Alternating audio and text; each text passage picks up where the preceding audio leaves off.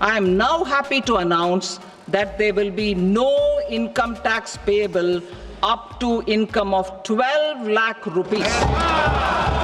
I propose to 1. Remove 7 tariff rates.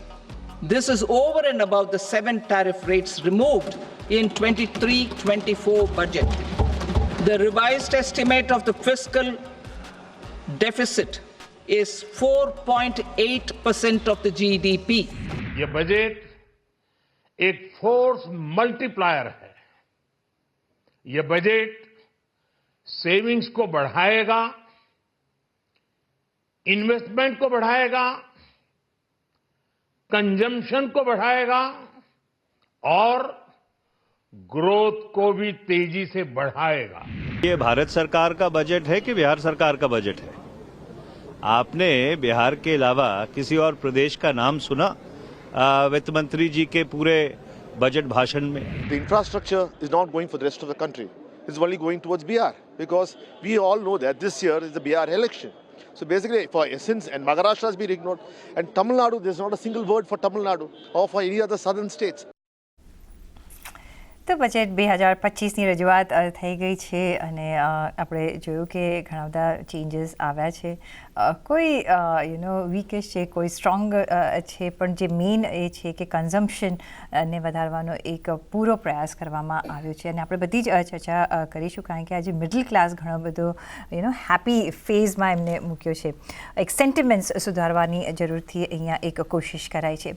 પણ આજે મારી પાસે મહાપેનલ છે અત્યારના IMC ના પ્રેસિડેન્ટ સંજય મરીવાલા, કોહિનૂર મેનેજમેન્ટ સ્કૂલના professor Aditya Srinivasan, new street એડવાઇઝર્સના અભિસર દેવાનજી, ભારત ક્લીન રિવર્સ ફાઉન્ડેશનના શૈલેષ હરિભક્તિ, ASK હેજ સોલ્યુશન્સના વૈભવ સંઘવી. આપ બધાનું સ્વાગત છે. શૈલેષભાઈ, પહેલાં તમારી પાસે આવીશ બિકોઝ આજે તમારી પાસે આવવાનું બને છે. જે રીતના પહેલાં કારણ કે જે રીતના એક લાસ્ટ સ્ટ્રોક જેમને માર્યો, I think that one lot of hearts અને જે બિફોરની સ્પીચ હતી આઈ થિંક એ સમજતા બધા લોકોને હજી મેબી વાર લાગશે, એબ્ઝોર્બ કરશે because it was a macro level reforms જે મેઝર્સ રાધર 12 લાખનું ન્યૂ ટેક્સ રેજીમમાં એક જે એનો સ્લેબ વધારવામાં આવ્યો છે. આઈ થિંક તમને શું લાગે છે કારણ કે 7 લાખથી 12 lakh it's a big jump. કઈ રીતના આ એક સ્પેન્ડિંગ પાવર કે disposable income into the hands of middle class વધારી શકે છે અને કઈ રીતના એક ગ્રોથ પર અને કન્ઝમ્પશન પર એને એક બૂસ્ટ મળી શકે છે? આપણે આની જો ખરેખરી રજૂઆત કરવાની હોય તો આપણે 3 આંકડા જોવા પડે કે ભારતનું મિડલ ક્લાસ કેટલું મોટું છે.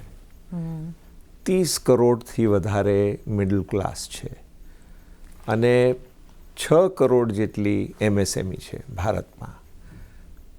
ભારતને જો બદલવું હોય તો યુથ, વિમેન, ફાર્મર અને જે આ વર્ગ છે જેની ઇન્કમ 12 લાખ લગીન છે એ લોકોના હાથમાં પૈસા મૂકવાથી દરેક રીતે ફોર્સ મલ્ટીપ્લાયર આવશે. એ લોકો આગળ વધીને MSME બનશે અને MSME માટે બી જે આ બજેટમાં ગોઠવણ છે એ એટલી સુંદર છે કે દરેક રીતે ગ્રોથની મોમેન્ટમ વધશે. બીજું એક આપણે બહુ ઇમ્પોર્ટન્ટ ચીજ જોવાની છે કે લાસ્ટ ફેઝ ઓફ રિફોર્મ્સ આ ડિરેક્ટ ટેક્સમાં થર ગોઈંગ થશે. ઇન્કમ ટેક્સ એક્ટની સાઇઝ અડધી થઈ જશે અને લોકોને એટલી ક્લીન ઇન્કમ ટેક્સ ફાઇલિંગ કરવાની સુવિધા મળશે અને TDSના બધા સુધારા કરી દીધા છે, TCSના સુધારા કરી દીધા છે. એટલે આખી જે પ્રણાલી છે ટેક્સની એ બદલાઈ જશે. જે એન્કરેજ બી કરશે વધારાને just to come forward. Voluntary compliance એટલું બધું વધી જશે કે લોકોને ઇન્સેન્ટિવ જ નહીં રહે કે આપણે ટેક્સની ચોરી કરીએ. એક્ઝેક્ટલી. એટલે એનાથી બહુ બૂસ્ટ મળશે ટેક્સ કલેક્શનમાં. એ જ ધાર્યું છે રેવન્યુમાં, એ જ ધાર્યું છે. આપણે જો બજેટના ડિટેલ આંકડા જોઈએ તો ડાયરેક્ટ ટેક્સમાં સૌથી વધારે વધશે એવું ગોઠવણ છે આફ્ટર ગિવિંગ 1 લાખ અવે. યસ જી. એટલે આ એક બહુ સરસ રીતે રજૂઆત થઈ છે આ બજેટની. જી સંજયજી, MSMEની વાત કરી અને અહીંયા આપણે જોયું હતું કે અહીંયા એક બૂસ્ટ આપવાની કોશિશ કરી છે, કારણ કે જે એમને એમની સ્પીચમાં બી કહ્યું કે the percentage of MSMEs in the growth of the manufacturing sector and in exports is quite significant. અને MSMEને આવતા કાલે જતાં મોટા બી બનવાનું છે અને અહીંયા પણ એક ફોકસ રહ્યું છે. અને ભારત દેશ જો જોઈએ તો is made of MSMEs and SMEs, પછી બધા લાર્જ કેપ બન્યા છે. કઈ રીતના અહીંયા જે બધા મેજર્સ આપવામાં આવ્યા છે, તમને શું લાગે છે કે કેટલું MSME સેક્ટરને એઝ અ હોલ અહીંયા હેલ્પ કરશે? સો MSME માટે જે રજૂઆત કરી છે એ લોકોએ, તેમાં ઘણો ફરક આવ્યો છે પહેલાં કરતાં. આઈ થિંક ધ બિગેસ્ટ ફરક આમાં શું છે કે વિચાર કરવાની પદ્ધતિ ચેન્જ થઈ ગઈ છે. આઈ થિંક બિગેસ્ટ એડવાન્ટેજ મારા હિસાબે એ જ છે કે જો વિચાર કરવાનું નવી રીતે વિચાર કરશે તો આઈ થિંક આ મેજર્સ છે તે બધા ઘણો આખો સેક્ટરને લિફ્ટ કરી શકે તેમ છે. This is the analysis I feel. I think it is the same recommendations અમે લોકો આપતા આવ્યા છીએ, ઘણા વર્ષોથી આપતા આવ્યા છીએ. અને આઈ થિંક આ વખતે સાંભળ્યું છે અને સાંભળીને કાંઈ કર્યું છે. આઈ થિંક મોસ્ટ સેટિસ્ફેક્શન એમાંથી મળે છે કે અમારું સાંભળીને તમે કાંઈક કર્યું છે ને એના માટે તમે આગળ કરવા તૈયાર છો. એ વાત, that is the best thing that is come out of this budget in my opinion.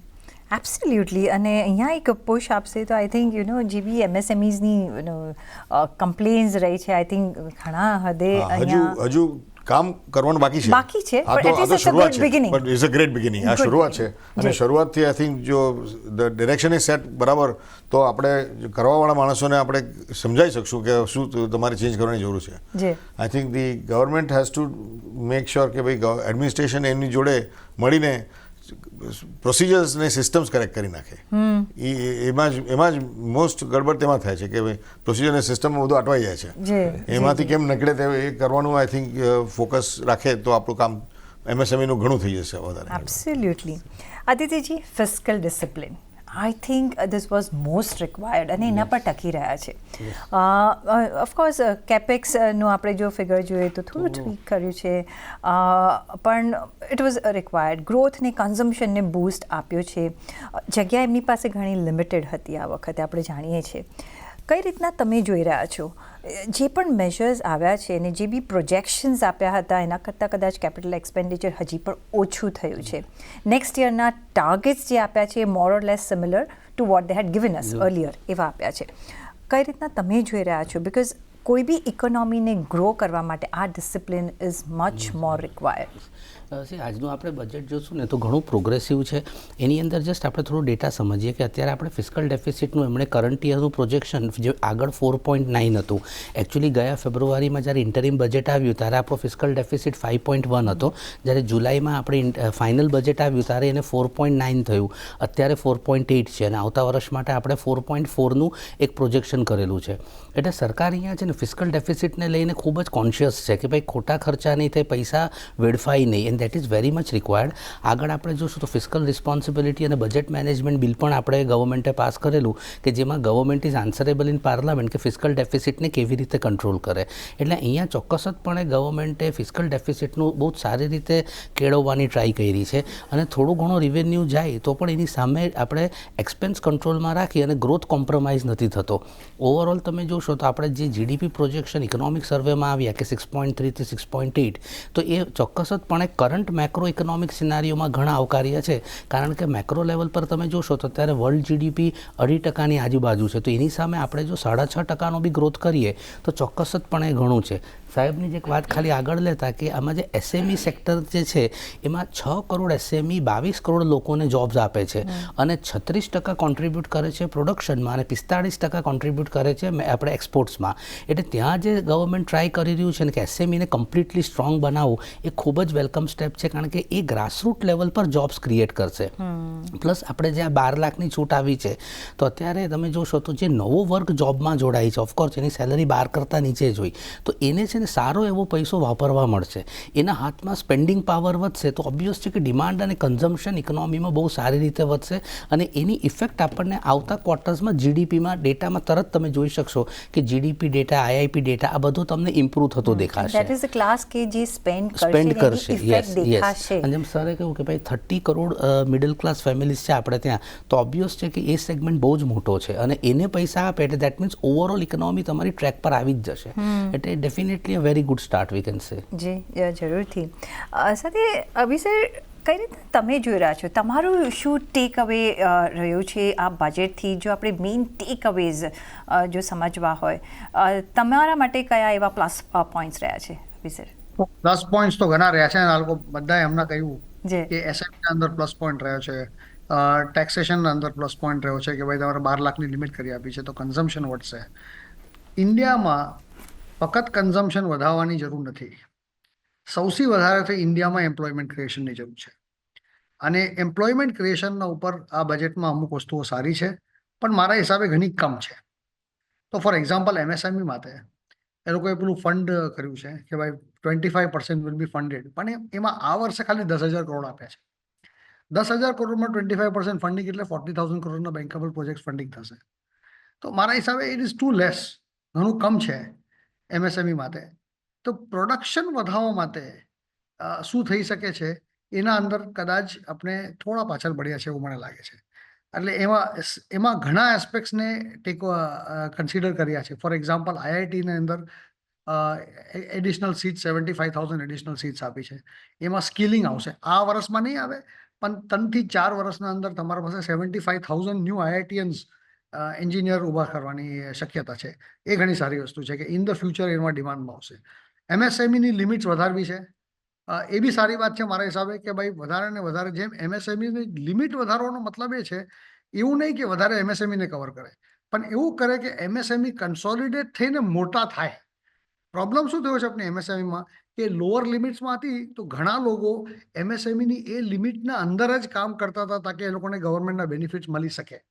આ લિમિટ વધારવાની એડવાન્ટેજ એમ થશે કે ભાઈ એમએસએમઈમાં કન્સોલિડેશનની જરૂર છે. તમે જો આજે ઇન્ડિયામાં શૈલેષભાઈ કહ્યું 63 લાખ એમએસએમઈસ છે, પણ યુએસના અંદર એના કરતાં 1/3 છે અને યુએસની ઇકોનોમી આપણા કરતાં કેટલી મોટી છે. એનો મતલબ એમ થયો કે વધારામાં વધારે કંપનીઓને કન્સોલિડેટ કરવાની, એમએસએમઈઝને કન્સોલિડેટ કરીને થોડા સ્કેલમાં બનવાની જરૂર છે. અને જ્યારે સ્કેલમાં બનશે તો કોમ્પિટિટિવ થશે તો એમ્પ્લોયમેન્ટ ક્રિએશન થશે, એમ્પ્લોયમેન્ટ ક્રિએશન થશે અને પ્રોફિટેબિલિટી થશે તો ટેક્સ વધશે, અને ટેક્સ વધશે તો લોકોને વધારે એમ્પ્લોય કરશે, એમાં કન્ઝમ્પશન થશે અને ગવર્મેન્ટના પાસે એટલા જ પૈસા ડેવલપમેન્ટ માટે વધારે વધશે. તો આ એક સાયકલ છે અને એ સાયકલની થોડા હદ તક શરૂઆત મેં જેમ કહું છું થઈ છે, પણ ઘણા વધારે સ્કેલમાં શરૂઆત કરવાની જરૂર છે. બીજી એક વાત મને સારી લાગી છે કે કેપિટલ પ્રોજેક્ટ્સના ઉપર 10 લાખ કરોડ જે ગવર્મેન્ટે આપ્યા છે, 11 લાખ કરોડના 10 લાખ કરોડ કરી નાખ્યા છે, એમાં બી ઘણું મોટું સિગ્નિફિકન્સ છે. બિકોઝ એમાં એમ છે કે જેમ પ્રોજેક્ટ્સ ગવર્મેન્ટ વધારે કરશે, અને ગવર્મેન્ટે બીજું શું કહ્યું છે એના સાથે અમે પાર્શિયલ ક્રેડિટ એન્હાન્સમેન્ટની સ્કીમ આપશું. પાર્શિયલ ક્રેડિટ એન્હાન્સમેન્ટ એટલે શું કે ગવર્મેન્ટના પ્રોજેક્ટ્સ જે આજકાલ બેન્કેબલ નહોતા from private sector banking system કે બોન્ડ માર્કેટ્સ, કાલે ઉઠીને અગર એક પાર્શિયલ ક્રેડિટ એન્હાન્સમેન્ટ એટલે ગવર્મેન્ટ કહેશે કે અમે એક ગેરંટી આપીએ છીએ કે એટલું અમે ક્રેડિટને અમે સંભાળી લઈશું, તો એનો મતલબ એમ થાય કે બેંક્સની એબિલિટી એ ઇન્ફ્રાસ્ટ્રક્ચર પ્રોજેક્ટ્સમાં લેન્ડ થવાની વધે. અને જેમ ઇન્ફ્રાસ્ટ્રક્ચર પ્રોજેક્ટ વધારે ને વધારે બેન્કેબલ થાય, એક તમારે વાત કહું, આપણા દેશમાં ઇન્ફ્રાસ્ટ્રક્ચર ફાઇનાન્સિંગની કમી નથી, કમી છે પ્રોજેક્ટની અનસર્ટન્ટીની. અને ગવર્મેન્ટ જો અગર ગેરંટી આપશે તો એ પ્રોજેક્ટ વધારે સર્ટન થશે અને હેન્સ બેંક્સ વધારે પૈસા આપશે અને હેન્સ ઇન્ફ્રાસ્ટ્રક્ચર પ્રોજેક્ટ વધારે ઇમ્પ્લિમેન્ટ થશે. જો બજેટમાં તો ખાલી 10 લાખ કરોડ આપ્યા છે, પણ જે બેન્કિંગ સિસ્ટમમાં કે બોન્ડ માર્કેટથી પૈસા રેસ થઈ શકે એની તો શક્યતા અપાર છે, એકદમ ઘણી જ વધારે છે. અને જો એ થઈ શકશે તો એમ્પ્લોયમેન્ટ જનરેશન અને ઇન્કમ જનરેશન ઘણું વધારે થશે. એ આપણે ટેક્સ રિસીપ્ટમાં દેખાય છે, પણ એ કરવું જરૂરી છે. અને એના માટે વધારામાં વધારે લોકોને વર્કફોર્સમાં લાવવું અને સ્કિલ કરવું જરૂરી છે. તો આપણે છે ને બજેટને 1 વર્ષના દૃષ્ટિથી ન જોઈએ, પણ આપણે બજેટને જો આજે 3 થી 4 વર્ષની દૃષ્ટિ પર જોઈએ તો તમને લાગશે કે એક સસ્ટેનેબલ ડેવલપમેન્ટ જે વિકસિત ભારતની વાત કરી છે ને એ એક હદ તક થઈ શકે છે, બટ ઇમ્પ્લિમેન્ટેશન ઇઝ કી. જો ઇન્ડિયામાં જો બોન્ડ માર્કેટ આવી ગયું, યા ઇન્ફ્રાસ્ટ્રક્ચર પ્રોજેક્ટ ફાઇનાન્સ થવા લાગી ગયા, યા MSMEમાં કન્સોલિડેશન આવવા લાગી ગયું અને સ્કિલ્ડ વર્કર્સ જે 75,000 IITians છે માર્કેટમાં આવી ગયા, તો તમે જોશો કે 3 થી 4 વર્ષમાં એનો રિયલ ઇમ્પેક્ટ આવશે. તો હમણાં આપણે ફિસ્કલ ડેફિસિટ કરી, બરાબર વાત છે, એમાં રહેવું જરૂરી છે, આજની તારીખમાં આપણે સર્વાઈવ થવું જરૂરી છે. MSME જે બૂસ્ટ આપ્યું એ બરાબર છે. 12 લાખ રૂપિયા એક કન્ઝમ્પશન માટે જે ટેક્સેશન લિમિટ વધારવી કે 12 લાખનો નીચે કોઈને ટેક્સ નહીં થાય તો કન્ઝમ્પશન વધશે, કન્ઝમ્પશનથી ઇકોનોમી ગ્રો થશે. પણ જે રિયલ ગ્રોથ ઇકોનોમીમાં આવશે ને એ તમે 2 થી 3 વર્ષમાં જોશો, અગર આપણે સસ્ટેન્ડ બેસિસ પર હર વખતે આ જ એજન્ડાને કેરી ફોરવર્ડ કરીએ તો.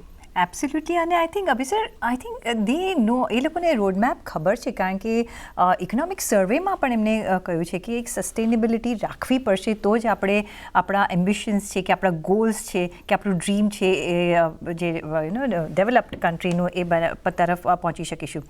પણ સાથે વૈભવ સંઘવી પણ મારી સાથે જોડાયા છે. વૈભવ, કઈ રીતના તમે બજેટને જોઈ રહ્યા છો? કારણ કે આજે જ્યારે બજેટ પ્રેઝન્ટ થઈ રહ્યું હતું ત્યારે માર્કેટ પર ઇફેક્ટ કંઈ ડિફરન્ટ હતી.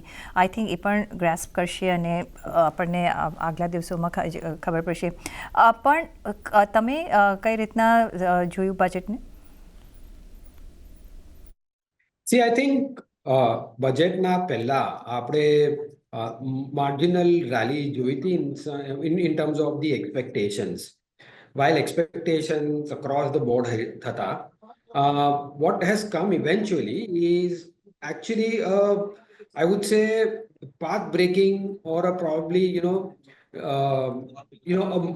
step which is hugely deviating from the already laid out kind of policy measures for the last 5 to 10 years. Why do I say that is because આપણે અત્યાર સુધી જોયું કે there has been clear focus on capex, right? This is the first time in all probability saying that the quantum of measures which are used here to kind of boost the consumption side of the story. Now whether is it less, more, or exactly in line with what we're expecting, what I can only say is basically that a well-rounded, well-balanced budget which gives importance to capex, gives importance to consumption more so, and lastly in terms of the importance to આપણે અગર જોઈશું તો overall fiscal health પર પણ. તો overall basis ઉપર I think it's a well-rounded budget and that can be looked positively from here on. શૈલેષભાઈ, જે રીતના ઓફકોર્સ મિડલ ક્લાસને તો આપણે સારું એવું અહીંયા રિલીફ મળતા જોયું છે વિથ અ કેવિએટ છે, પણ then also it's you can't complain, she has done the best. પણ કઈ રીતના તમે જોઈ રહ્યા છો અધર જે પણ બેનિફિટ્સ આપવામાં આવ્યા છે અને જે સ્પેન્ડિંગ પર હવે વધારે ભાર આપવામાં આવે છે, કન્ઝમ્પશન પર વધારે ભાર આપવામાં આવ્યો છે, એક નેશનના પ્રોગ્રેસ પર જે વધારે ભાર આપવામાં આવ્યો છે, જો તમારે એ જે એમને કર્યું છે એ ગણાવવું હોય તો કયા મેજર પોઈન્ટ્સ, કયા મેજર ફેક્ટર્સ આ વખતના બજેટના કામ કરશે ઇકોનોમિક ગ્રોથના? પહેલો ફેક્ટર હું લઈશ કે જે 3 centre of excellence for artificial intelligence ઊભા થશે, એનાથી જે મલ્ટીપ્લાયર ઇફેક્ટ આવશે પ્રોડક્ટિવિટી પર, એની આપણે કલ્પના બી નથી કરી શકતા. 1 વર્ષથી અમે એઆઈનો ઉપયોગ ચાલુ કર્યો છે અને જે પ્રોડક્ટિવિટી ગ્રોથ હું જોઈ રહ્યો છું એ સ્ટનિંગ કહેવાય. એક જ શબ્દ હું આપી શકું છું કે પ્રોડક્ટિવિટી એટલી બધી વધી ગઈ છે અને વધતી જ જશે. એટલે એ મને લાગે છે એક સેન્ટરપીસ છે. બીજું કે દરેક રીતે ઇન્સ્ટિટ્યુશનલ સ્ટ્રેન્થનિંગ થયું છે, right, across the board. Whether it is એડ્યુકેશનમાં કર્યું છે, હેલ્થ કેરમાં કર્યું છે, આંગણવાડીમાં કર્યું છે, ટિંકરિંગમાં કર્યું છે, ઇનોવેશનમાં કર્યું છે. દરેક રીતે ઇન્સ્ટિટ્યુશનલ સ્ટ્રેન્થનિંગ ચારે બાજુએથી કર્યું છે. એને વળગીને ફાઇનાન્સિંગ ઓપોર્ચ્યુનિટી બી વધી છે. બીજું એક જોવાનું કે એફડીઆઈ એટલી વધારે પ્રમાણમાં આવશે. ઇન્સ્યોરન્સ સેક્ટરને 100% ફ્રી એફડીઆઈ કરી નાખ્યું. એક બહુ મોટું મહત્વનું આ બજેટમાં એ છે, પ્રોવિઝન છે. કારણ કે એનાથી જે પ્રીમિયમ વધશે એ પણ પાછું ઇન્ડિયામાં એ બધું ઇન્ડિયામાં એનો નિવેશ થશે. પણ એમાં જે ઇન્વેસ્ટ કરે છે એને શું બેનિફિટ થશે એને તો apart from investing in India? એટલી અંડર પેનિટ્રેટેડ કન્ટ્રી છે આપણી. Insurance sector, yes. 7 થી 10%, હજુ estimates are varying because there is so much, we not yet had the last census, but huge ground to be covered. ઇન્સ્યોરન્સમાં જે ground cover કરવાની શક્યતા છે એને લઈને આપણે વિચાર બી ના કરી છે કે એટલી મલ્ટીપ્લાયર ઇફેક્ટ થશે. એ જ રીતે દરેક સેક્ટરમાં આ બજેટમાં ઇન્ડિયાનો કોન્ફિડન્સ દેખાઈ આવે છે. આખી દુનિયાએ ટેરિફ્સ વધાર્યા, અમે ટેરિફ્સ કાપ્યા. કારણ કે અમને એવી રો મટીરિયલની ઇનપુટ્સની જરૂર છે કે જેને વેલ્યુ એડ કરીને એઆઈ વાપરીને જીસીસીઝ એસ્ટાબ્લિશ કરીને આપણે we will produce for the whole world and we'll serve the whole world from India digitally. એટલે જો જીઓપોલિટિકલી એક્સપોર્ટ ઓફ ગુડ્સ જો ઓછું થયું તો આપણને ડિજિટલ એક્સપોર્ટ્સમાં એટલો બધો ફાયદો થશે કે આપણી ગ્રોથ મોમેન્ટમ ચાલુ રહેશે. આ જીસીસી, એઆઈ અને આ એનેબલમેન્ટ ઇન્ફ્રાસ્ટ્રક્ચર જે છે એ 3 ચીજોથી આખી ઇન્ડિયાની કલ્પના બદલાઈ જશે અને FDI very large FDI will come. AI અને એફડીઆઈ માટે જે બે પ્રાવધાન અને બે કન્સર્ન્સ જે આપણે જોયા હતા ઇકોનોમિક સર્વેમાં કે because of AI job situation compromise નહીં થવી જોઈએ because it can take over. અને સેકન્ડ, એફડીઆઈનું એન્વાયરમેન્ટ માટે અપાર્ટ ફ્રોમ ઇન્સ્યોરન્સ એમને થોડું કોશિયસ વ્યૂ રાખ્યો છે. કદાચ એ એન્વાયરમેન્ટ એટલું બરાબર ન રહે. રીઝન્સ તમે શું જોઈ રહ્યા છો? બિકોઝ જેટલું એફડીઆઈ આવે છે એટલું એફઆઈઆઈસ પણ આવશે. they may follow. I don't want to make any speculative guesses, but મને એક વાતની ખાતરી છે કે દુનિયામાં એવી કોઈ જગ્યા નથી, એક કન્ટ્રી નથી કે જ્યાં ઇન્ફ્રાસ્ટ્રક્ચરમાં ઇન્ડિયા જેટલું ઇન્વેસ્ટમેન્ટ થઈ શકે. ઇન્ડિસ્પ્યુટેબલ. એટલે ઇન્ડિયામાં બધી જ ચીજો માટે આવશે. એરપોર્ટ્સ ડબલથી વધારે થશે, 120 એરપોર્ટ બંધાશે, પોર્ટ્સ બંધાશે, લોકોના રસ્તા બનશે, આ બધાને ઇવેક્યુએટ કરવા માટે એ બનશે. ન્યુક્લિયર કેટલું ફેન્ટાસ્ટિક કે માઇક્રો ન્યુક્લિયર પ્લાન્ટ્સ ને બી ઝીણવટથી ઉંચકીને આપણે બધાના માઇન્ડ ફ્રેમમાં લાવ્યા. Plus batteries, 100 gigawatts of battery improvement. And બીજું કે ગ્રીડને કઈ રીતે એકદમ સ્ટ્રોંગ કરવી. આ બધું this is called integrated thinking, integrated development. અને ઇકોસિસ્ટમ સ્ટ્રોંગ કરી રહ્યા છે. ઇકોસિસ્ટમ એટલી વધારે સારી થશે.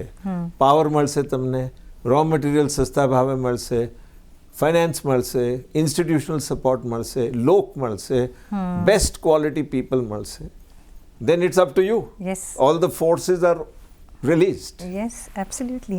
પણ સંજયજી, જે રીતના આપણે જોઈ રહ્યા છે અને એમએસએમઈની વાત કરીએ કે બિઝનેસ એઝ મેન્યુફેક્ચરિંગની વાત કરીએ, બિકોઝ સર્વિસ ઇન્ડસ્ટ્રીઝમાં વી આર એક્સેલિંગ, એમાં કોઈ શંકા નથી. એમએસએમઈઝમાં હજી પણ એમને કોશિયસ વ્યૂ રાખ્યો છે.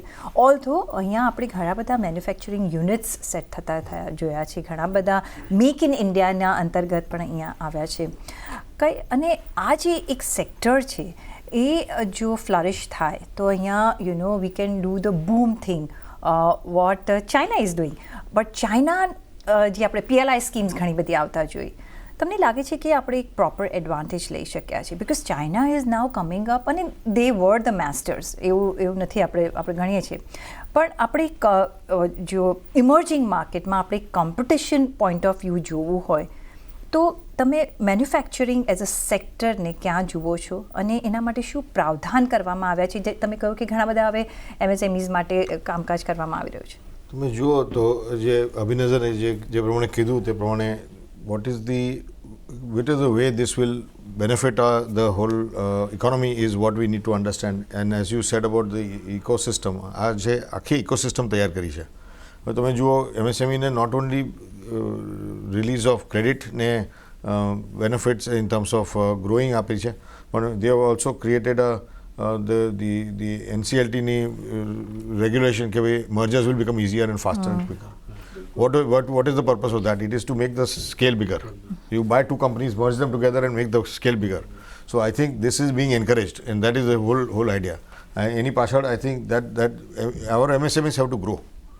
Second thing, તમે જુઓ PLI સ્કીમ જે આપી છે પહેલેથી જ્યારે ચાલુ કરી ત્યારે the first discussion અમે લોકો when we had with the government અને મિનિસ્ટ્રી જોડે ડિસ્કશન કર્યું ત્યારે કીધું we want to BLIs to go to large projects. We have to become global projects. We have to be globally competitive. Okay, you cannot have small companies only competitive. Small companies are good for competitive manufacturing at a small scale, but on a global scale, how do we compete? એના માટે we have to inject technology. We have to inject new ways of thinking, અને એમાં we have to bring કેવી નવી રીતે કેવી રીતે આ કંપની ચાલી શકે અને એમાં how can they bring about revolution in our technology. So reflect back on the German Mittelstand. Okay, it's a middle class, it's the middle segment. But the German Mittelstand is 2,000 to 10,000 crores of size. We are not talking about 2,000, 10,000 crores. We are still talking of smaller companies. Right. We have to move to that 2,000 to 5,000 crores at least. I think our MSMEs have to get to 5,000 crores size. Our 5,000 crores company should be called the MSMEs. And that is I think the intent of this budget, to move these companies slowly up the chain to 2,500 થી 5,000 કરોડની company બનાવો પહેલાં અને then you come back to us. I think that is exact. So as he said, I think it's a 3 to 5 year game. And I think it's the correct thing to do, which is આપણે બધાએ કીધેલું કે budget is દરરોજનું tinkering આપણને કંઈ ફાયદો નથી થવાનો. આઈ think જો તમે બજેટમાં બનાવો તો તમે બનાવો ને પછી 5 વર્ષ સુધી કન્સિસ્ટન્ટ રાખો. Hallmark of a developed nation, વિકસિત nation is it's a stable policy. Right. તમે વિચાર કરો, તમે આપણા લોકો સિંગાપોર જઈને શું કામ કંપની એસ્ટાબ્લિશ કરે છે? બ્લાઇન્ડલી તમે જઈ શકો ને કે તમારી ટેક્સ 15, 20, 25 વર્ષ સુધી કાંઈ ચેન્જ નથી થવાનું. દરરોજનું ટિંકરિંગ થતું નથી. એ જ કરવાની જરૂર છે આપણા દેશમાં. જી, અને એ કન્સિસ્ટન્સી જોઈએ છે તો બિઝનેસ ત્યારે તમે ડેવલપ નેશન બની શકશો ને, ત્યારે તમે ડેવલપ નેશન બની શકશો. એબ્સોલ્યુટલી. પણ આદિત્યજી, જે રીતના આપણે જે કેપેક્સની આપણે જો વાત કરીએ, જે હવે એલોકેટ થયું છે, do you think it's enough? અને ગવર્મેન્ટ કેટલું કેપેક્સ કરશે? પ્રાઇવેટ તરફથી પણ આવવું જોઈએ, અને એમને ઘણી બધી PPP મોડલની પણ વાત કરી છે, પણ પ્રાઇવેટ કેપેક્સ હજી જેટલું જોઈતું હતું એટલું વધ્યું નથી, જેટલું ગવર્મેન્ટમાંના પણ હાથ બાંધેલા છે, બિકોઝ એમના પણ એક એલોકેશન્સ હોય છે, રિસર્ચ હોય છે, ને એ જોવાનું હોય છે. જે આ વર્ષમાં રાખ્યું હતું એ જ FY 26 માટે રાખ્યું છે. કઈ રીતના આપણે કેપિટલ એક્સપેન્ડિચર ઇન્ક્રીઝ કરી શકીએ છીએ? અને હવે મે બી જ્યારે હવે સરપ્લસ ઇન્કમ આવે છે અને જો ડિમાન્ડ વધે છે તો પ્રાઇવેટ લોકો કેપેસિટી વિચારી શકે છે વધારવાનું, ત્યાં સુધી એ લોકો પણ નહીં કરે. કઈ રીતના તમે જોઈ રહ્યા છો આ ઇકોનોમીમાં મલ્ટીપ્લાયર ઇફેક્ટ જોવા માટે કેપેક્સ કેટલું બધું જરૂરી છે પ્રાઇવેટ તરફથી? સી બેઝિકલી તમે જોશો તો ગયા વર્ષે બજેટમાં 11.11 લાખ કરોડનું કેપેક્સ પ્લાન હતું, જે આ વખતે બેઝિકલી 10.18 લાખ કરોડ રૂપિયાનું રાખ્યો છે. નેવરધલેસ એમાં આપણને એમ લાગશે કે કદાચ 1 લાખ કરોડ રૂપિયા થોડા ઘટાડ્યા છે, but even then this figure is comparatively much better કે કરંટ મેક્રો ઇકોનોમિક સિચ્યુએશન કે જ્યાં ગ્લોબલ લેવલ પર આટલા બધા હેડવિન્સ છે, લોકો આપણે ડેવલપ નેશન્સ ટેરિફની વાતો કરે છે, જીઓપોલિટિકલ ટેન્શન છે, તો પણ એમાં આપણું કન્ટ્રી કેપેક્સ 10 લાખ કરોડનું કરવા તૈયાર છે. So obviously it's a welcome step. Second, હું જે માનું છું ને કે જે રીતે આ વખતે ઇન્કમ ટેક્સમાં આજે 1 લાખ આપણે એનો બેનિફિટ આપ્યો છે 12 લાખ રૂપીસ સુધીનો, તો ડિમાન્ડ છે ને ઘણે મોટે પ્રમાણમાં ઊભી થશે basically from the middle class segment. અને જેમ ડિમાન્ડ ઊભી થશે તો ઓટોમેટિકલી પ્રાઇવેટ સેક્ટરને પોતાની કેપેસિટી એક્સપાન્શનમાં મદદ મળશે. અને હું એવું સ્ટ્રોંગલી માનું છું કે આ વખતેની જે મોનિટરી પોલિસી આવે છે, મેક્રો વેરિયેબલ્સ બધા ઇન્ટરલિંક્ડ હોય છે. એટલે એમાં જો બેઝિકલી એક રેટ કટ આવે તો કોસ્ટ ઓફ કેપિટલ ઘટે. So that will also add as an incentive to all basically companies to increase their manufacturing because the cost of capital goes down. Second, તમે આપણે જોશું તો મેક ઇન ઇન્ડિયામાં જેમ કે આપણા બજેટમાં કહો કે ટોયઝ. હવે ટોયઝ એક એવી વસ્તુ છે કે ઓબ્વિયસલી જેની ડિમાન્ડ કોઈ દિવસ ઘટવાની નથી ઇન કન્ટ્રી લાઇક ઇન્ડિયા. તો હવે મેક ઇન ઇન્ડિયામાં ટોયઝનું ઇન્ક્લુઝન થયું છે. ડિફેન્સ સેક્ટરમાં આપણે હંમેશા ઇમ્પોર્ટર્સ જ હતા, પણ અત્યારે આપણે 35,000 કરોડ રૂપિયા જેટલું એક્સપોર્ટ કરીએ છીએ ડિફેન્સમાં. આપણે 15 દિવસ પહેલાં જ આપણે 3800 કરોડ રૂપિયા એટલે 4,000 કરોડના બ્રહ્મોસ મિસાઇલ ઇન્ડોનેશિયાને એક્સપોર્ટ કર્યા. એટલે બેઝિકલી મેક ઇન ઇન્ડિયામાં પ્રાઇવેટ કંપનીઝ પણ એક મેજર રોલ પ્લે કરશે. મેન્યુફેક્ચરિંગ વધશે પ્રોવાઇડેડ એ લોકોને સામે ડિમાન્ડ દેખાય. અને ડિમાન્ડ ક્રિએટ કરવા માટે આજે બેઝિકલી આજના પ્રોવિઝન્સ આપ્યા છે કે ભાઈ હવે TDS લિમિટ પણ 50,000થી 1 લાખ કરી, રેન્ટમાં આપણે 2.5 લાખથી 6 લાખ કર્યું. તો જે ડિસ્પોઝેબલ ઇન્કમ લોકોને હેલ્પ મળશે ને એનાથી ઓબ્વિયસલી છે કે ડિમાન્ડ વધશે ને તો automatically manufacturing will go up. એટલે હું માનું છું કે આ 10 લાખ કરોડ રૂપિયાનું બી જે કેપેક્સ પ્લાન છે તે કરંટ સિનારીઓમાં ઘણો સારો છે, keeping in mind the global situation કે ગ્લોબલ જ્યારે આટલી બધી અનસર્ટનિટી છે એમાં આપણે આટલું મોટું એક્સપેન્સ કરવા તૈયાર છીએ. પ્લસ આપણા ત્યાં જે કોર્પોરેટ્સ છે એ લોકો પણ ઓવરઓલ તમે જોશો તો આપણા રિઝલ્ટ્સ કે એટલા બી વીક નથી આવ્યા. ઓફકોર્સ અમુક કંપનીના વીક છે, પણ ઓવરઓલ તમે જોશો તો થિંગ્સ વિલ ઇમ્પ્રૂવ ગ્રેજ્યુઅલી. અને આમાં જો કોસ્ટ ઓફ કેપિટલ ઘટી જાય તો ચોક્કસપણે આઈ ફીલ કે આગળ જતાં આપણી ઇકોનોમીને બેનિફિટ થશે અને GDP કન્સિસ્ટન્ટલી વધી શકશે. એબ્સોલ્યુટલી. પણ આપણું દૂરઅંદેશી આપણે જે જોઈએ કે આપણે જે આપણા જે ગોલ્સ છે we are very clear in that. I think મને લાગે છે જે આપણે જ્યાં લેક થઈએ છીએ to a certain extent, I am not saying to the fullest, is implementation. અને એ may be because of ease of doing business, ease of compliance, may be એ can resolve in a future. But અભી sir, જે આપણા કન્ટ્રીની જે રિસિટ્સના projection કર્યા છે ને જે એક્સપેન્સીસના પ્રોજેક્શન્સ કર્યા છે, ધોઝ આર મોર. આપણે જો એમ કરવા જઈએ તો એ હવે આઈ ડોન્ટ નો કઈ રીતના એ સેટ ઓફ કરશે, બિકોઝ એ ઇન્કમ ટેક્સની ઇન્કમને ગણી રહ્યા છે. GST is a big revenue getter. પણ આ વખતમાં ડાયવેસ્ટમેન્ટમાં બહુ કંઈ સંભળાયું નથી કે કઈ રીતના એ લોકોનો પ્લાન છે. ડિફેન્સમાં એક ઓફકોર્સ એક એલોકેશન કર્યું છે, પણ અહીંયા ઘણું બધું કામ થઈ ગયું છે. કઈ રીતના તમને લાગે છે કે કોઈ મિસીસ થઈ ગયા છે, કોઈ મિસ તમે જોઈ રહ્યા છો જે એક રેવન્યુ જનરેટ કરી શકે? ઓલ્ધો ફાઇન પ્રિન્ટ્સ આવશે એટલે આપણને વધારે ખબર પડશે, પણ if you can pin point. તો એક તો ડાયવેસ્ટમેન્ટ બહુ જ એક વી હેવ નોટ સક્સીડેડ ઇન ડાયવેસ્ટમેન્ટ, એ તો કહેવું પડશે આપણે. પણ હવે તમે ડાયવેસ્ટમેન્ટમાં જો એક જ ઉદાહરણ લઉં, IDBI બેંકનું ડાયવેસ્ટમેન્ટ હમણાં ચાલે છે સિસ્ટમમાં. IDBI બેંકનું ખાલી તમે જે ડાયવેસ્ટમેન્ટ ગવર્મેન્ટે અનાઉન્સ કર્યું છે ને જેના માટે પ્રોસેસ ચાલી રહ્યો છે એમાં જ આજની માર્કેટ કેપના હિસાબે યા સેબીના પ્રાઇસના હિસાબે 65,000 કરોડનું ખાલી એક ટ્રાન્ઝેક્શનમાં આવવું જોઈએ ડાયવેસ્ટમેન્ટ, IDBIના ટ્રાન્ઝેક્શન. પણ તમે બજેટમાં જોશો તો ખાલી 50,000 કરોડ લખ્યા છે. તો મારા હિસાબે ડાયવેસ્ટમેન્ટ જરા થોડું આઈ થિંક ગવર્મેન્ટ આ ટાઈમ પર એમ જઈ રહ્યું છે કે ભાઈ let us under state and over perform. શું કામ કે ડાયવેસ્ટમેન્ટ એટલું સક્સેસફુલ નથી રહ્યું. પણ અગર જો IDBIનું જ ખાલી એક ડાયવેસ્ટમેન્ટ થાય તો આપણે ડાયવેસ્ટમેન્ટ એક્ઝિટ થઈ જશે, એક્સિટ થઈ જશે. બીજી વાત એ છે કે મારા હિસાબે જે ઇકોનોમિક સર્વેમાં બી કહેવામાં આવેલું કે we have to have less amount of governance. એનો એક માન્યતા એમ પણ છે કે we have to have lesser amount of government companies. અને એક નોન ફેક્ટ છે, એસ્પેશિયલી તમારા ફાઇનાન્શિયલ સેક્ટરના બારામાં તો કહી જ શકું કે ગવર્મેન્ટ કહે જ છે કે આપણે કન્સોલિડેટ કરીએ યા તો પ્રાઇવેટાઇઝ કરીએ. હવે એમાં ઘણો મોટો હાર્ટ એમ છે કે યસ બેંક ફોર એક્ઝામ્પલ આવશે.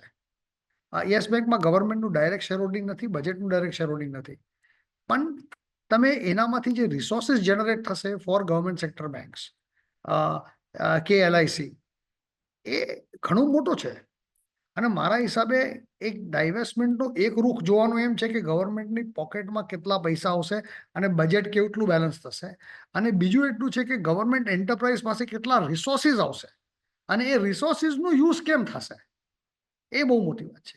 તો મારા હિસાબે ડાયવેસ્ટમેન્ટ એઝ અ કોન્સેપ્ટ ઇઝ અન્ડરસ્ટેટેડ. બીજી વાત એ છે કે આ 10 લાખ કરોડ રૂપિયાનું જે આપણે કેપેક્સની પણ વાત કરી, એ 10 લાખ કરોડનું કેપેક્સ બજેટમાં આવે છે, પણ એનાથી અગર જો પાર્શિયલ ક્રેડિટ એનહાન્સમેન્ટ થઈને નેપફિડને એક બોન્ડ માર્કેટ ક્રિએટ કરી શકે તો એનો તો જે યુસેજ છે તે એકદમ ફિનોમિનલ આવી શકે છે.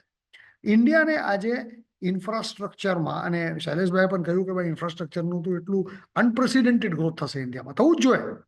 અને એની ફાઇનાન્સિંગ માટે તમે ખાલી ફક્ત ગવર્મેન્ટ કોફર્સમાંથી કેટલા ડાયવેસ્ટમેન્ટ આવે છે અને બજેટ કેટલું બેલેન્સ થાય છે ના જો. બજેટ તો એક ઘરનું ડોક્યુમેન્ટ છે. હવે એનામાંથી જેટલા સાઇડ ઇફેક્ટ્સ આવશે, એમને કોઈ બીજાએ પણ કહ્યું કે ભાઈ ઇન્ટરલિંક છે આખી ઇકોનોમી, એ ઇન્ટરલિંકિંગમાં જેટલા તમારા પાસે પૈસા આવશે, લાઈક જીએસટી કન્ઝમ્પશન વધશે તો જીએસટી વધશે, વધારે ઇન્કમ ટેક્સમાં ડિક્લેરેશન આવશે તો ઇન્કમ ટેક્સ વધશે, એમએસએમઈનું કન્સોલિડેશન થશે, યા આપણે કહ્યું કે એમએનએમાં ઇઝી પડશે. આ બધા જે ફેક્ટર્સ સાથે આવશે તો મારા હિસાબે એનો કમ્પાઉન્ડિંગ ઇમ્પેક્ટ છે. ખાલી એનો પર્પસ એટલો જ છે કે ઇમ્પ્લિમેન્ટેશન જો બરાબર થશે તો interlinkages will work in the right way, અને ઇન્ટરલિંકેજીસ જો સહી રીતથી થશે તો આના બેનિફિટ્સ ઘણા વધારે છે. તો કહેવાનો મતલબ એમ છે કે તમે ફક્ત એટલું ના જો કે ડાયવેસ્ટમેન્ટના ઉપર શું છે કે ડિફેન્સના ઉપર કેટલો એક્સપેન્ડિચર આવશે. તો ભાઈ ડિફેન્સનું એક્સપેન્ડિચર તો એવું છે ને કે it is a requirement, right, અને આપણે કરવું જ છે એટલું ઇન્વેસ્ટમેન્ટ. એબ્સોલ્યુટલી. જી, પણ વૈભવ, ઓફકોર્સ ડાયવેસ્ટમેન્ટની મેં વાત કરી, પણ રેલવેઝ, એમનું રેલવેનું આપણે પહેલાં બજેટ સેપરેટ જોતા હતા, આ વખતે રેલવેઝ બહુ મેન્શન નથી થયું ને. અહીંયા આપણે જોયું છે કે ઘણું બધું કામ થયું છે, એલોકેશન આવ્યું છે, પણ આ વખતે આપણે બહુ સાંભળ્યું નહીં. ડિફેન્સમાં મે બી આપણે સારું એવું ઇન્વેસ્ટમેન્ટ જોયું છે, અને મેક ઇન ઇન્ડિયા અંતર્ગત અહીંયા એક સારું બી કામ ચાલી રહ્યું છે. તમે કઈ રીતના જોશો? See, I think in fact ડિફેન્સમાં અગર તમે જોશો તો આઈ થિંક બજેટરી એલિકેશન 10% ઉપર થયું છે. સો અગર તમે within the constitution of the capex જોશો તો defence is one of the best once જ્યાં તમારું એલોકેશન સારું એવું વધ્યું છે. નાઉ we as an investor and we as general public would always want કે બધી જ જગ્યાએ government should kind of keep contributing.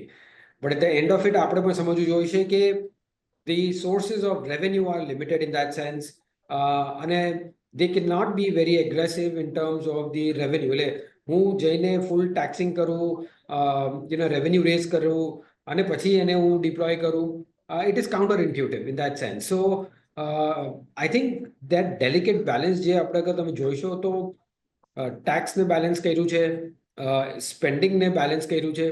And one more important point which I also missed is, I think, and which is very, very બહુ સરાહનીય છે અગર આપણે જોઈશું તો, the focus on ease of business.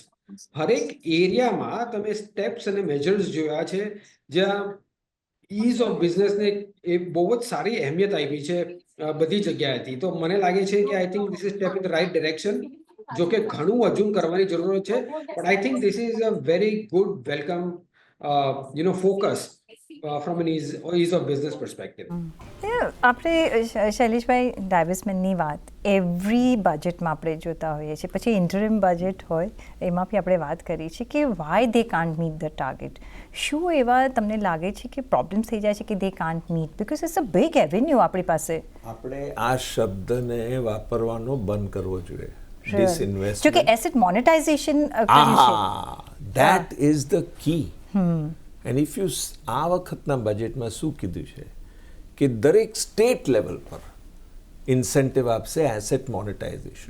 એનો શું અર્થ કે દરેક જે સ્ટેટની એસેટ્સ હોય એને રીટ કરી નાખશે કે ઇન્વિટ કરી નાખશે. એટલે it will become a publicization of assets. આ શબ્દ વાપરશું તો કોઈને એની સામે કશું બોલવાનું નહીં. મેબી ચેન્જ ઓફ વર્ડ્સ કરવું જોઈએ, બસ એટલું જ જોઈએ. અને આપણે બધા આપણી જે એસેટ આપણે બધા વાપરીએ છીએ એના પર આપણું નાનું નાનું ઓનરશિપ રહેશે, એટલે કોઈને તકલીફ નહીં થાય. એક સ્ટેટની ફિસ્કલ ડેફિસિટ 0 થઈ શકે છે, કારણ કે તમે એક જ ચીજ જોઈ લો, ફિલ્મ્સ ડિવિઝનની જે લેન્ડ છે મુંબઈમાં એને તમે ઇન્વિટાઇઝ કરી નાખો તો મહારાષ્ટ્રની 10% ડેફિસિટ કમ થઈ જશે એક જ સ્ટ્રોક ઓફ પેનથી. Right. And it will be owned by people of the state, maybe from anywhere in the world. I think this asset monetization and incentivization of the states, જે બજેટમાં એનું જિકર છે, that is the real story that is going to emerge. Of course, I agree with Abhizar that if we are able to finish the divestment of IDBI, it will be a Huge very thing. major thing. Yes. But we should stop talking about this because this is political hot potato. Yes. The best way to describe it is public ownership of public assets. Right. This is so brilliant. If you just change the whole thinking. પણ Sanjay state participation is very very important અને always કહેવા કે અમે સ્ટેટને ઇન્સેન્ટિવાઇઝ કરીશું, અમે આટલું spend કરીએ છીએ તો સ્ટેટ પણ થોડું સ્પેન્ડ કરે. કઈ રીતના તમે જોઈ રહ્યા છો સ્ટેટ કેમ નથી સ્પેન્ડ કરી? એમની પાસે મે બી થોડા કન્સ્ટ્રેન્ટ્સ છે જો સ્ટેટ ઓલ્સો કરે. અને હવે આઈ થિંક ટુરિઝમમાં I think they are going to do that so that they will also come forward because that એમાંથી જો એમને પણ રેવન્યુ મળે છે તો they will be more interested. આ બધા મોડલ્સ સ્ટેટને એન્કરેજ કરવા માટે કઈ રીતના આપણે કામ કરી શકીએ? આપણે જોઈએ છીએ આઈ થિંક મોટા સ્ટેટ્સને ઇમ્પોર્ટન્ટ સ્ટેટ્સને ખાલી માર્ક કરીએ છીએ. તમે જુઓ નાના સ્ટેટ્સ ચેન્જ થાય છે ઓલરેડી. ઘણા ચેન્જીસ આવી ગયા છે. હું પોતાના એક્સપિરિયન્સની વાત કરું, હું કેરળમાં કામ કરતો હતો અને આપણે બધાનો વિચાર હતો Kerala is a communist state અને એ લોકો કેમ કરશે. It was the first state to do privatisation of airport amongst all states. Cochin was the first airport in all of India that was privatized. So there is thinking, it is there, it exists. આપણે communist state is also thinking of privatization. So I'm not, મને નથી લાગતું કે states are lacking. I think what is, you are absolutely correct કે ભાઈ મને લાગે છે કે જો જરૂર શું છે કે સ્ટેટ્સને કેવી રીતે ઇન્સેન્ટિવ આપશો, સ્ટેટ્સને કેવી રીતે measure કરશો કે ભાઈ માપશો કે what is the development, and I think that is where the index is going to come into play. The index is a very good measure to start looking at states and giving them a mirror કે ભાઈ where are you and what do you need to do a different thing. So I think that is eventually, hopefully they will link it to some financial incentive. Is It's done. It's done. 0.5%. બરાબર છે. So Exactly. So I think that is an important point. The second important point is to create the required solutions in the problems of the state. Different states have different set of problems. જે મહારાષ્ટ્રમાં જે problem છે તે કર્ણાટકામાં નથી, કર્ણાટકમાં જે problem છે તે ઓડિશામાં નથી, ઓડિશામાં જે પ્રોબ્લેમ છે તે રાજસ્થાનમાં નથી, રાજસ્થાનમાં જે પ્રોબ્લેમ છે તે પંજાબમાં નથી. So I think each state has its individual issues. So we also, I think the center also has to look at the individual state problems and address those issues.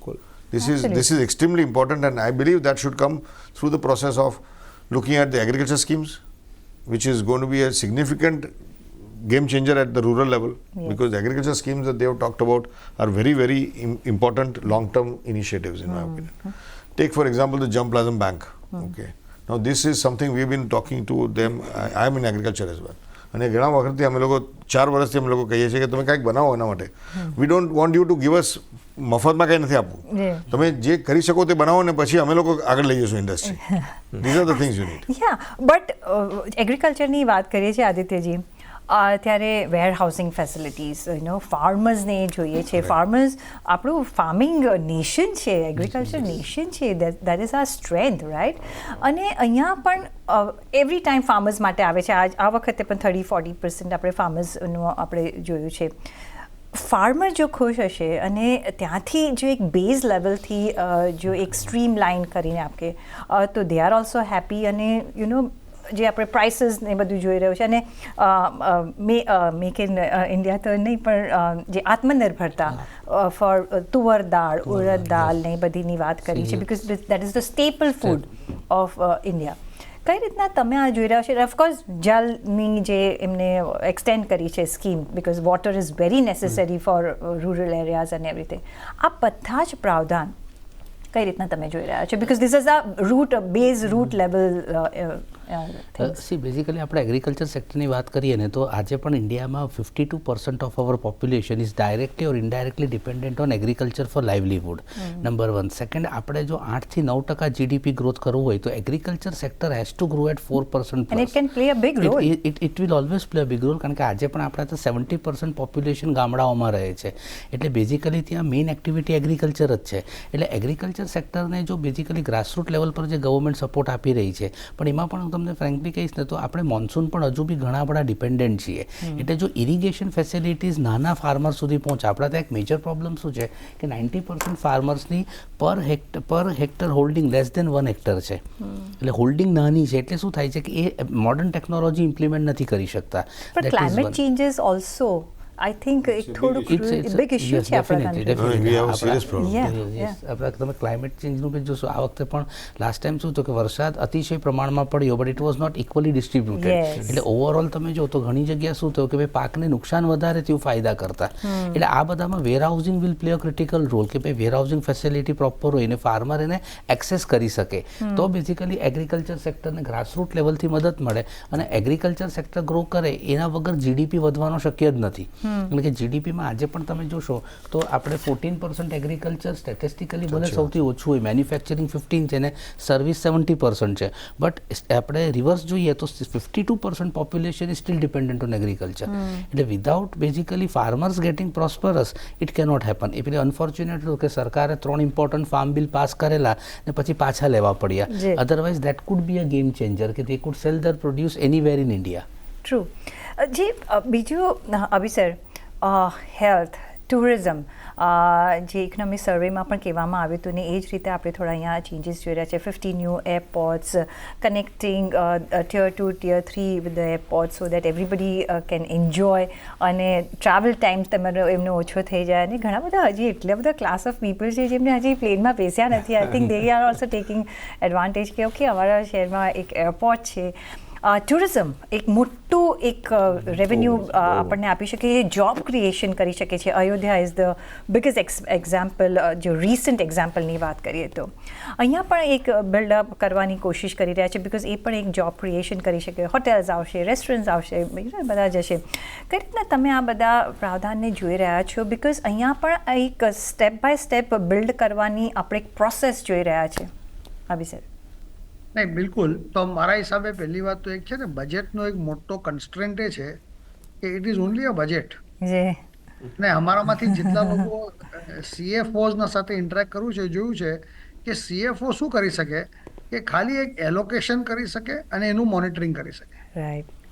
હવે આપણામાં સૌથી મોટું ચીજ જે આપણે કરવાની જરૂર છે તો એરપોર્ટ્સને આપણે મુહૈયા કરાયા છે. We have increase the number of airports, increase the હવે બજેટ. ટ્રેનનું એટલું બધું નથી, પણ બાય ધ વે ટ્રેન્સના ઉપર બી ઘણું થઈ રહ્યું છે. જે તમે વંદે ભારતની ટ્રેન્સ જે આવી રહી છે કે જે હવે તમારે, તો આઈ થિંક એ બધામાં બી સહુલિયત ઘણી છે. તો આઈ થિંક ટ્રાન્સપોર્ટેશન એંગલના ઉપર બજેટે બી ઘણું કહ્યું છે અને એકચ્યુઅલ ઓન ધ ગ્રાઉન્ડ પણ ઘણું થયું છે. આપણે કરવાની એ જરૂર છે ટુરિઝમમાં કે how do we make our tourism attractions more attractive. હવે એ છે કે ફોર એક્ઝામ્પલ એ લોકોનું જે અપકીપ ને મેન્ટેનન્સ છે કે એના ઉપર જે કાઇન્ડ ઓફ ટ્રેનિંગ અને જે પ્રાઇડ ક્રિએટ કરવાની છે. સૌથી મોટી વાત તો એ છે કે આપની જે ટુરિઝમ મિનિસ્ટ્રીનું કામ એ છે કે એના અંદર એક પ્રાઇડ ક્રિએટ કરે. આજે કોઈ માણસ અયોધ્યા જાય ફોર એક્ઝામ્પલ, એક અયોધ્યામાં એ જોયું છે આપણે, એકચ્યુઅલી અયોધ્યામાં સક્સેસફુલ છે કે ત્યાં આપણે શું કરે છે કે એક પ્રાઇડ દેખાડીએ છે. એક મંદિર બન્યું છે, એની હિસ્ટ્રી છે, એક માને કે એની હિસ્ટ્રી નરેટ કરે, તે વધારે ને વધારે ટુરિસ્ટ આવે. કે જો કુંભ મેળા જે હિસાબે એને પબ્લિસાઇઝ કર્યું છે, કે જે હિસાબે કુંભ મેળાને પ્રોજેક્ટ કર્યું છે, તે એટલા ટુરિસ્ટ આવી શકે છે. આપણે કરવાની એ જરૂર છે કે આ ઓલ ઇન્ડિયા જેટલા બી આપણા સાઇટ્સ છે, India has the richest heritage in the world in my opinion. પણ હવે આપણે એને મોનિટાઇઝ જે કરવાની વાત છે તે જ તમારે એમ્પ્લોયમેન્ટ ક્રિએટ કરાવશે, તે જ તમારે ફોરેન કરન્સી આવશે, જે જ તમારે ટુરિસ્ટ આવશે. India today despite having the maximum heritage in the world does not attract the kind of tourists that it should attract. કે જેટલા ટુરિસ્ટ અટ્રેક્ટ કરવા જોઈએ એટલા નથી કરતા. જી, આપણી પાસે એટલા એવેન્યુઝ છે ને એવા હેરિટેજ છે જે આપણે અટ્રેક્ટ નથી કરી શકતા. અને આપણે જો ઓવરસીઝ જોઈએ તો એટલું બધું અટ્રેક્ટ કરે છે અને મોનેટાઇઝ કરવા માટે. ને જ્યારે કોઈ વખત આપણે જઈએ છીએ તો એમ થાય છે કે આમાં છે શું, લાઈક વાય વી કેમ. બકિંગહામ પેલેસના ઉપર જ્યારે ચેન્જ ઓફ ગાર્ડ્સ જોવા માટે હજારો લોકો ઉભા હોય છે શું? એક ગાર્ડને બીજેથી બદલાય છે. જી હા, પણ એ આમ પણ ફ્રી ઓફ કોસ્ટ હોય છે. પૈસા ખર્ચીને આપણે જે જવાની હોય છે એમાં પણ આપણે જોતા હોઈએ છીએ કે આમાં છે શું કે we are spending so much. પણ વૈભવ બધી આપણે વાત કરી, બજેટ આવી ગયું. હવે as a investor seeing the budget, તમે ક્યાં ઇન્વેસ્ટ કરશો, કઈ રીતના? બીકોઝ થર્ડ ક્વાર્ટરના નંબર્સ પણ આવેલા છે, મ્યુટેડ છે ફોર ધ રીઝન્સ વી નો કે અહીંયા ડિમાન્ડ ઓછી રહી છે. પણ હવે કઈ રીતના આપણે ઇન્વેસ્ટ તમે કરશો, કયા સેક્ટર્સ તમને પસંદ પડશે? See, I think જે હિસાબથી ઓફકોર્સ એઝ યુ મેન્શન કે જે ફોકસ રહ્યું છે તો કન્ઝ્યુમર ડિસ્ક્રેશનરી સ્ટેપલ્સ ને એ બધામાં સારું એવું ઇન્ટરેસ્ટ આવ્યું છે. બટ corporate earnings અગર આ ક્વાર્ટરમાં જોયું હશે તો have been pretty subpar. I mean, it's not that it is extraordinary from any angle in that sense. At the same time, જે કોમેન્ટ્રી પણ આપણે જોઈ છે તો એ ઘણી સારી એવી મિક્સ્ડ કોમેન્ટ્રી આવી છે. ઇન સમ વેઝ એ રિફ્લેક્ટ પણ કરી રહ્યું છે કે અંડરલાઇંગ ઇકોનોમિક ગ્રોથ કેવી રીતે છે, અંડરલાઇંગ સેન્ટિમેન્ટ કેવું છે.